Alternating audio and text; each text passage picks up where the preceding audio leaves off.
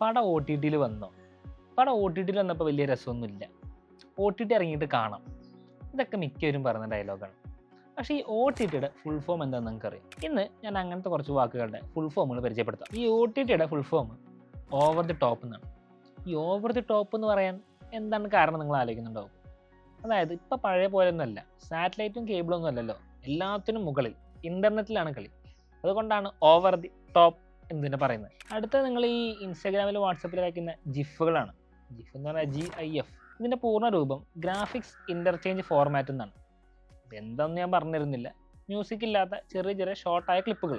നമ്മൾ ഇപ്പം അങ്ങനെ ആ വാക്ക് ഉപയോഗിക്കാറില്ല.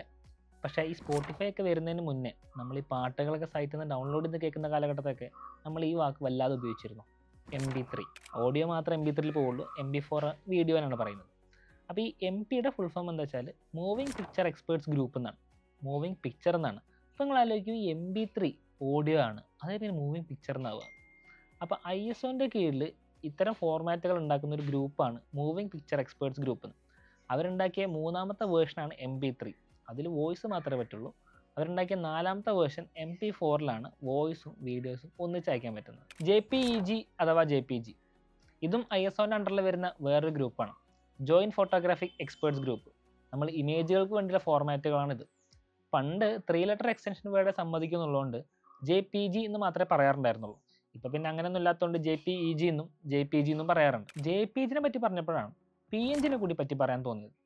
പോർട്ടബിൾ നെറ്റ്വർക്ക് ഗ്രാഫിക്സ് എന്നാണ് ഇതിൻ്റെ ഫുൾ ഫോം. നമ്മളങ്ങനെ കോമൺ ആയിട്ട് യൂസ് ചെയ്യുന്ന വാക്കല്ല, എങ്കിലും വീഡിയോ എഡിറ്റർമാർ ഫോട്ടോ എഡിറ്റർമാരും കോമൺ ആയിട്ട് യൂസ് ചെയ്യുന്ന ഒരു വാക്കാണ്. ട്രാൻസ്പെറൻറ്റ് ബാക്ക്ഗ്രൗണ്ടുള്ള ഹൈ ക്വാളിറ്റി ഇമേജുകളാണ് PNG എന്ന് പറയുന്നത്.